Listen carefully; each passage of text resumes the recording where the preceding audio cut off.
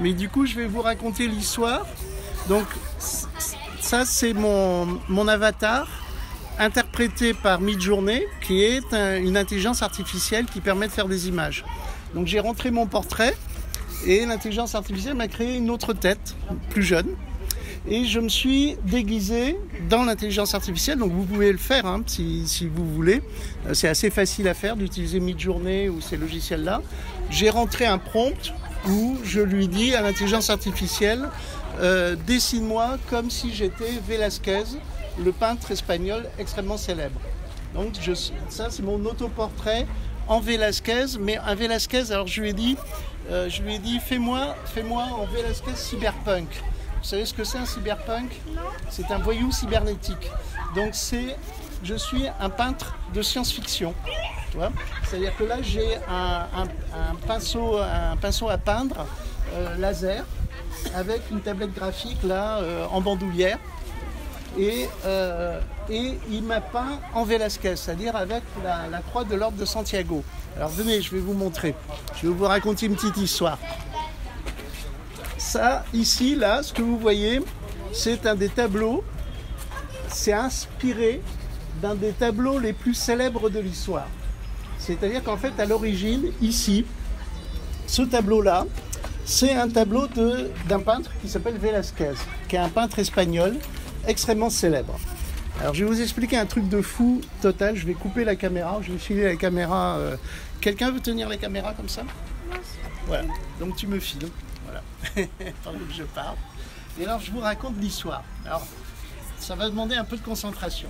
Vous avez Velázquez, hein, vous imaginez, je suis un peintre espagnol du XVIIe, XVIIIe siècle et je suis dans la cour du roi d'Espagne.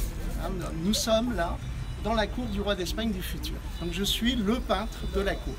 Et je fais des tableaux pour la cour. Alors à l'époque, les tableaux, c'était chiant à mourir. C'est-à-dire, c'est comme les actualités, les peintres devaient peindre les grands événements du royaume. Et puis, un beau jour, Velázquez va faire un tableau tout seul, comme un grand, il va inventer un tableau, qui est ce tableau-là. Et il se peint, vous voyez, là c'est Velázquez. Alors c'est Yadmin Velázquez, hein, je joue à me déguiser en avatar de Velázquez. Il se peint en train de peindre quelqu'un. Et avec toute la famille du roi d'Espagne, ça c'est la famille du roi d'Espagne de science-fiction, mais c'est à peu près ça, avec toute la famille du roi d'Espagne ici, et il est en train de peindre quelqu'un. Mais qui Velázquez est-il en train de peindre? Si vous allez en Espagne, au musée du Prado, vous regarderez le tableau qui s'appelle les Mini, Las Meninias, qui est un tableau très célèbre de Velázquez, et on voit Velázquez en train de peindre quelqu'un. Et vous êtes devant le tableau. Alors à votre avis, qui Velázquez est-il en train de peindre? Ben, vous ne pouvez pas savoir. Vous ne pouvez pas savoir parce que le tableau nous tourne le dos. Vous voyez, le tableau nous tourne le dos. Donc on ne sait pas qui Velázquez est en train de peindre. Et le coup d'enfer que va faire Velázquez, il va faire un coup d'enfer, c'est qu'il va peindre au fond de la pièce un miroir. Et dans le miroir, on voit se refléter le tableau. Donc, qui Velázquez est-il en train de peindre? Il est en train de peindre. Il est en train de peindre la reine et le roi, je pense. Bravo. Voilà, c'est ça. Vous avez tous les deux raison. Bravo. Velázquez est en train de peindre le roi et la reine d'Espagne. Alors, ça paraît anecdotique, mais c'est énorme ce qui vient de se passer. C'est-à-dire que chaque fois que vous vous tenez, vous, là, devant le tableau du roi et de la reine d'Espagne par Velázquez, donc des Ménines, vous êtes les avatars du roi et de la reine d'Espagne. C'est le premier tableau dont on est les héros. Vous êtes les héros. Alors, Velázquez, il n'a pas accès aux jeux vidéo. Il ne peut pas jouer à des jeux vidéo, il ne peut pas fabriquer des jeux vidéo. Donc comment il fait à son époque? Alors c'est un peintre de la Renaissance. La Renaissance, c'est le moment où l'humanité invente la perspective. Pas que, mais surtout la perspective. Et qu'est-ce que c'est la perspective? Eh bien, c'est des codes graphiques qui permettent d'ouvrir des fenêtres dans les murs. C'est-à-dire, grâce à la peinture, on va reproduire l'illusion de la vision. Parce qu'avant, en peinture, on donnait la taille aux gens en fonction de leur importance. Vous verrez les peintures avant la Renaissance, l'humanité hiérarchise l'importance des gens dans la peinture en fonction de leur notabilité. S'ils sont puissants, ils sont grands, s'ils sont petits, ils sont tout petits. À partir de la Renaissance, on invente un code graphique qui fait qu'on crée l'illusion optique qu'il y a une fenêtre dans ce mur. Et ce mur est plat, mais on va avec les règles de la perspective créer l'illusion d'une ouverture. Alors à la Renaissance, ça change la société. C'est exactement la même chose que les IA maintenant. C'est-à-dire tout d'un coup, la société change à la Renaissance et vous verrez qu'une fois que vous connaissez le truc, ils se mettent à ouvrir des fenêtres partout. Hein, comme maintenant on fait du cinéma, de la vidéo, etc. À la Renaissance, ils ouvrent des Oculus dans les plafonds, ils ouvrent des fenêtres partout. Et là, Velázquez a envie que vous rentriez dans son tableau. Hein, c'est une envie des artistes. Nous, artistes, ce qu'on veut, ce qu'on aime, c'est que les gens voyagent dans nos œuvres, dans nos films, dans nos vidéos. Et là, il est coincé. Il est coincé parce qu'il est coincé sur le mur. Il a fait sa peinture, il a fait tout son décor, il a fait le roi d'Espagne, mais il ne peut pas vous emmener dans le tableau. Et donc, comment il fait? Eh bien, il fait par un jeu conceptuel. Il fait ce jeu de miroir qui fait que par la pensée, vous devenez le roi et la reine d'Espagne. C'est exactement la même démarche que lorsque vous jouez à un jeu vidéo et que vous êtes un guerrier dans un jeu vidéo, etc. Vous vous projetez dans un métavers, dans un méta-univers où vous êtes le héros, vous devenez le héros à la première personne de votre propre histoire. Alors ce qui se passait, ce que vous êtes en train de vivre actuellement en tant que jeune, c'est une révolution aussi importante que la Renaissance qu'on est en train de vivre pile en ce moment, ce qui va changer toute notre société. Vous allez vivre dans les années qui viennent dans une nouvelle société. C'est l'arrivée des intelligences artificielles. L'arrivée des intelligences artificielles est aussi importante que l'arrivée de l'invention de la perspective à la Renaissance. Parce que vous allez pouvoir, vous là, dans les années qui viennent, vous asseoir devant votre ordinateur et devenir tous et toutes des Velázquez. C'est-à-dire que les intelligences artificielles vont vous permettre de devenir, comme ça, des artistes, comme moi. C'est-à-dire, moi, pour fabriquer ces choses-là, c'est des années de travail. Et là, je viens de me faire disrupter. C'est-à-dire, nous, en tant qu'artistes, les intelligences artificielles viennent de nous remplacer. Vous pourrez, bientôt, en tapant sur votre ordinateur, en donnant des phrases, créer vos propres mondes virtuels, vos propres jeux vidéo, vos propres univers graphiques. Et allez-y à fond, profitez-en parce que c'est une chance inouïe. Jusqu'à maintenant, on attendait de vous que vous consommiez de l'art, c'est-à-dire vous achetez des œuvres d'art, vous parlez d'art, etc. Maintenant, le monde dans lequel vous êtes est un monde où vous allez tous devenir des artistes. Vous allez tous et toutes pouvoir faire de l'art très très facilement, sans avoir à engager toute votre vie. Hein, vous pourrez fabriquer des choses comme ça, comme vous voyez là, mais en 10 minutes. Vous voyez ce que je veux dire? C'est-à-dire fabriquer des trucs comme ça prend des années, une vie entière. Et là, vous êtes la génération qui est allée voyager dans les sphères de l'information. Je raconte des trucs un peu compliqués. Et là, alors après, je vous raconte, alors si vous avez encore envie, je vous raconte une histoire géniale sur Velázquez. Est-ce que vous voulez que je vous raconte une histoire sur Velázquez? Alors, Velázquez n'est pas noble. À l'époque, seuls les nobles sont libres. L'aristocratie est libre, elle a le droit de porter l'épée. Et vous tous, si vous n'êtes pas noble, vous n'êtes pas libre. Vous êtes assujettis à l'aristocratie. Et Velázquez est le peintre du roi. C'est le peintre de la couronne. Mais il n'est pas noble. Or, dans ce tableau, une chose étrange, c'est qu'il s'est peint, là vous voyez, il s'est peint, il s'est fait un selfie. C'est aussi, ce tableau, c'est un selfie. Hein, Velázquez se met en scène. Et il se peint avec la croix de l'ordre de Santiago. Qu'est-ce que c'est la croix de l'ordre de Santiago? Eh bien, l'ordre de Santiago, c'est l'équivalent des Templiers pour les Français. C'est le plus haut ordre de noblesse d'Espagne. C'est le sommet de la hiérarchie nobiliaire. Or, à l'époque, Velázquez n'est pas noble. Alors, qu'est-ce qui se passe? C'est que Velázquez veut être noble, il veut être affranchi. Hein, il ne se sent pas libre. Hein, il commence à être vieux et il demande à être anobli. Et la cour d'Espagne refuse. La cour d'Espagne, la cour du palais disent non, non, on ne peut pas affranchir Velázquez car c'est un travailleur, c'est un peintre. On disait de l'ordre de Santiago que c'était l'ordre le plus radical d'Espagne. Si le Christ était venu pour se faire anoblir, on disait qu'il ne l'aurait jamais anobli parce que c'était le fils d'un charpentier. Hein. Donc Velázquez ne peut pas être lui. Et il est très pote avec le roi. C'est vraiment il est très très proche du roi.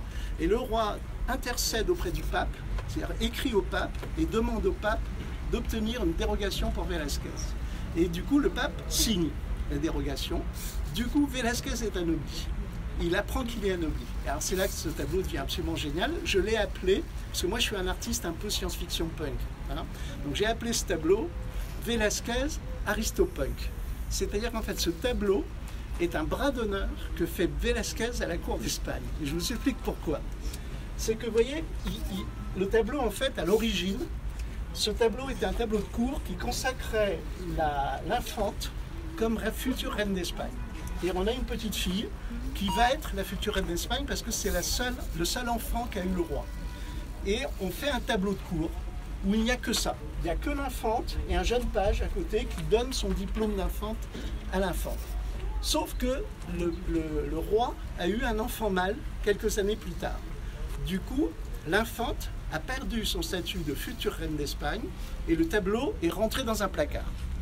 À l'époque, les tableaux, c'est comme les actualités actuellement. Ça sert juste à commémorer des grands événements. Quand Velázquez apprend qu'il va être anobli, il apprend que le pape a donné son autorisation, il va dans la cave, il prend le tableau, ce tableau avec juste l'infante, il le met sur son chevalet et il peint tout ça. Il peint tout ça, tous les personnages, Velázquez lui-même, etc. Et surtout, il se peint en tenue d'apparat. On ne peint pas en tenue d'apparat, c'est-à-dire que vous mettez de la peinture partout.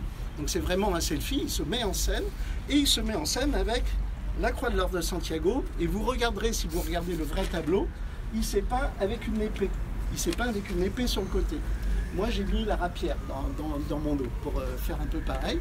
Mais ça, c'est énorme. C'est-à-dire, c'est comme imaginer que là, je me balade avec des fusils et des pistolets. On ne peut pas, si vous n'êtes pas noble, c'est totalement interdit de se balader avec une épée.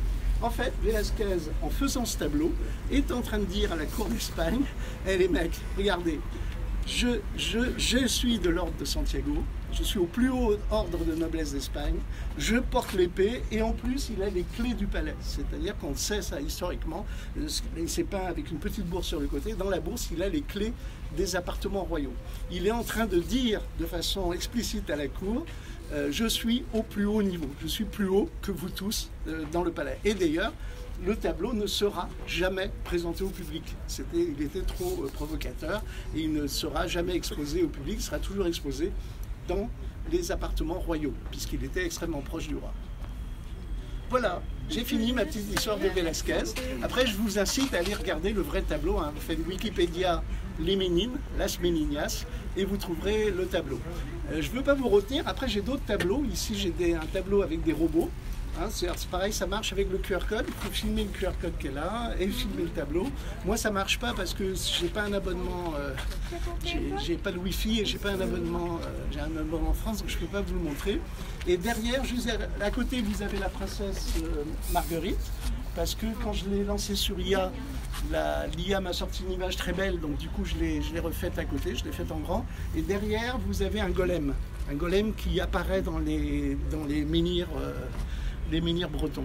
Alors j'ai refait parce que je suis breton en Bretagne, donc le menhir c'est un robot en fait. Donc, les menhirs sont des hommes dressés, des hommes debout, et j'ai fait un golem qui se réveille dans les menhirs. Et je vais te débarrasser de la caméra. Je te remercie beaucoup d'avoir filmé, c'est super sympa. Et si vous avez des questions, n'hésitez pas, sinon je vais vous laisser visiter les autres artistes. Ah, ça marche? Oui. Super. Donc ça, je te l'explique, c'est les robots forêts. C'est-à-dire, j'ai demandé à l'intelligence artificielle, fais-moi une forêt de robots arbres. Alors elle m'a sorti des robots arbres, tu vois. Et du coup après, alors là c'est plus compliqué, mais vous ça sera plus facile, mais on est encore à un moment de transition. J'ai remodélisé en 3D le robot arbre que m'a proposé en 2D l'application, ce qui est assez laborieux. Et j'ai fabriqué l'animation que tu vois du robot arbre qui se balade dans sa forêt. Oui, parce que l'intelligence artificielle, elle fait pas aussi beau que ça. Redis-moi ta question. L'intelligence artificielle, elle ne fait pas aussi beau que ça. Si. Si, elle peut, mais il faut alors avoir... Mais pas l'animer, pour l'instant. Voilà. Elle l'anime pas terrible, pour l'instant. Elle te fabrique des images fixes d'une qualité extraordinaire. Oui, mais... Enfin, je sais pas, parce que nous, on s'est amusé à le faire avec mes enfants, enfin, ils sont grands quand même, et ils ne donnent pas ça. Ça, c'est... Enfin, je sais pas, c'est avec un appareil spécial. Enfin, non, pas du tout. Viens voir. Alors, c'est plus caractéristique là. Tiens, viens voir la princesse Mariana.